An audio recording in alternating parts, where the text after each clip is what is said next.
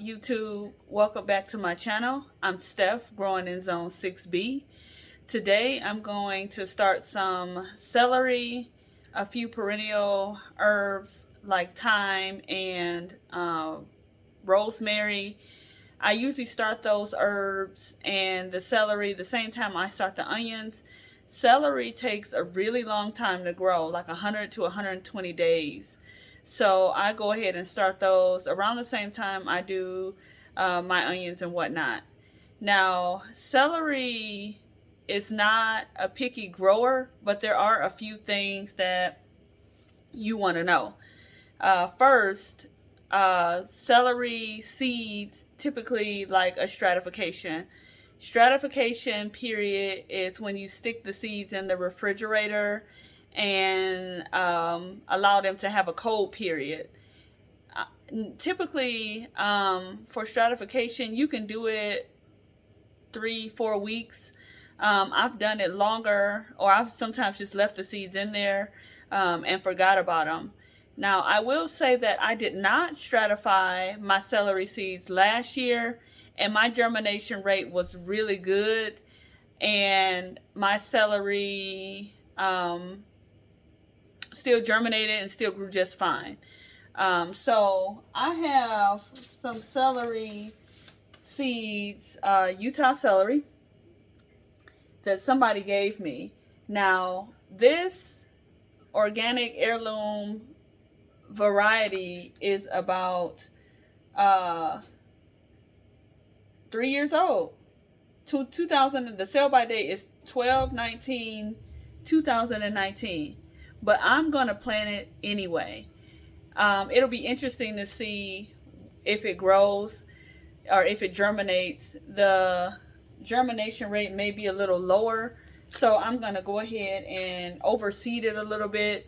And hey, if it grows, then I have more celery than I needed, and that's just fine with me.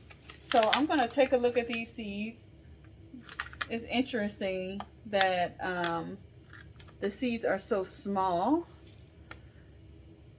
considering how celery grows. So that's what they look like, the celery seeds. And let's just see how they do.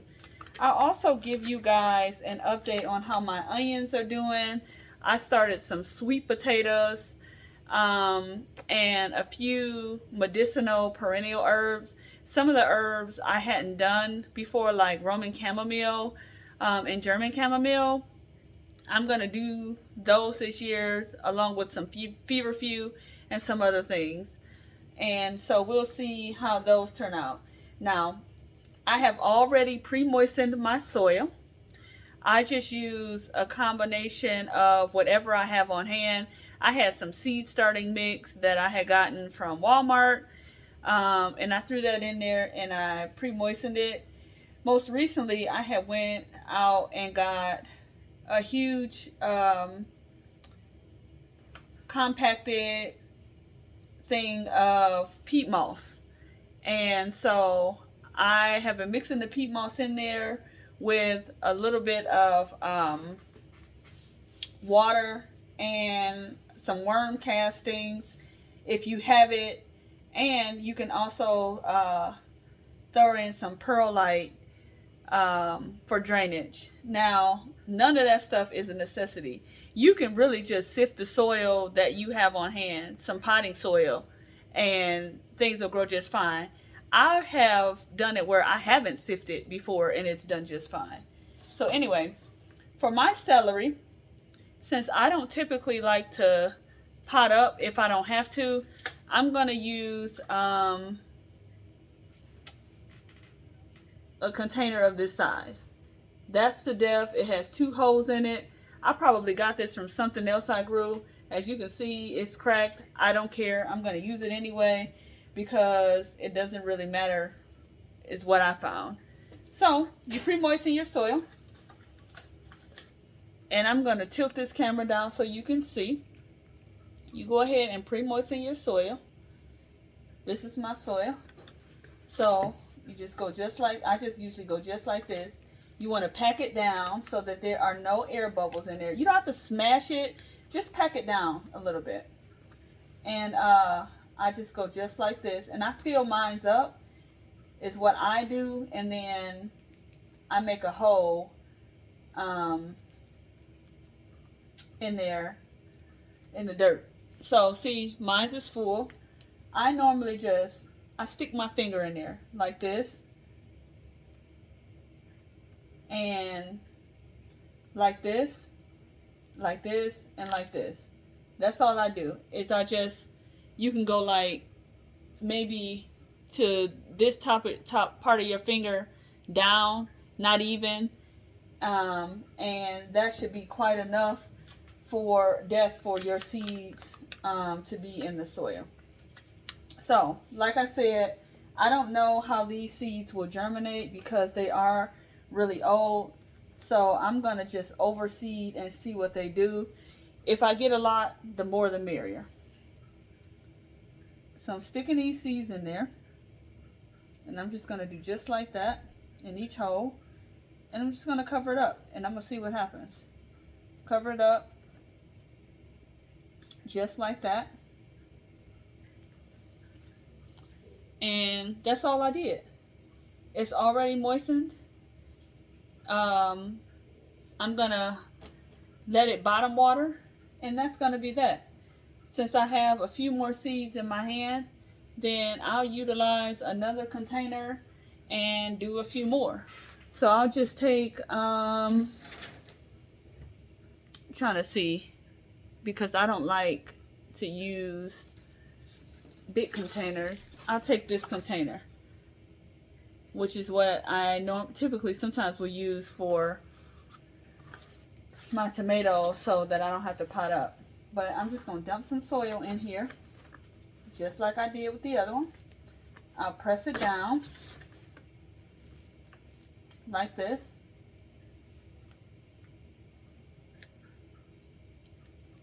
See how it's full? And you're just going to stick your finger in there, make a couple holes.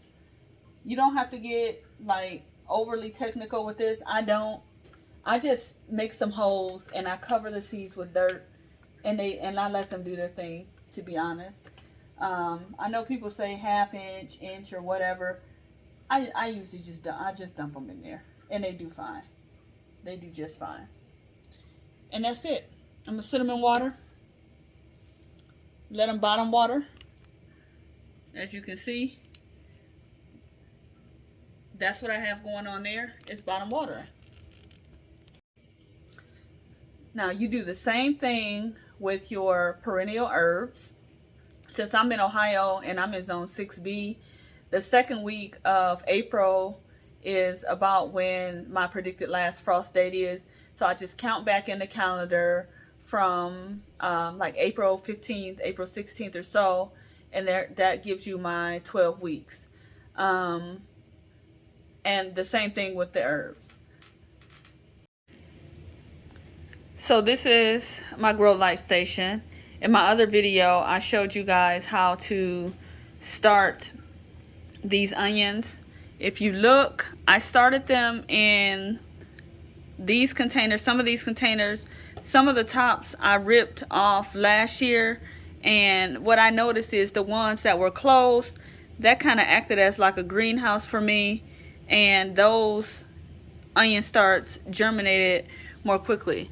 So here they are, reaching for the light. They're growing, they're growing. I also, like I said, started some perennial herbs. That is my chamomile that has already come up. Now, chamomile seeds are very, very small.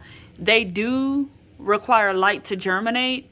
So if you are growing chamomile or you're considering growing chamomile, do not cover your seeds. All you do is prep your soil the way that I showed you, and then you go ahead and put those seeds on top. You just lightly press them into the soil, leave them exposed, and they'll go ahead and germinate. I have some other things it looks like coming up in here.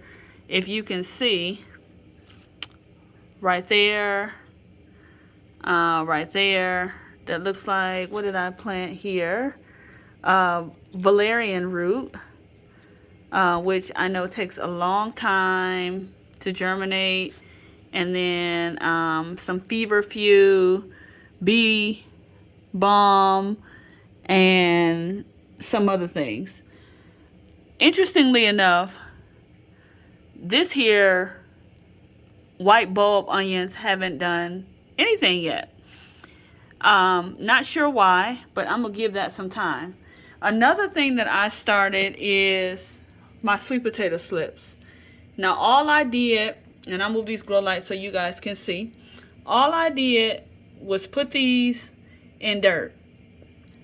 You see how the flowers are starting to grow? Now once they get tall enough, I will snip them off and put them in water, and they will grow. And that's about it for sweet potato slips. That dirt, I just pour some water in there. I didn't even put any holes in there, guys. I just literally kind of half buried them. They don't have to be covered, just kind of half bury them, and they will start to grow roots at the bottom. You can see, like right there, that root growing at the bottom, and you can see right there roots growing at the bottom. I like these clear dollar store containers because I can see when the roots are growing. Well guys, that's gonna do it for today. In the future, probably the next couple weeks, I'll be starting some peppers about 10 weeks from my frost date. Probably start some tomatoes about 8 weeks, and so forth.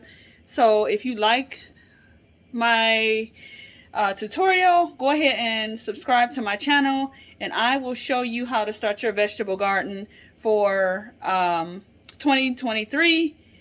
Not fancy at all, keeping it simple, just putting some dirt in there and getting started. Okay, until next time, take care. Bye-bye.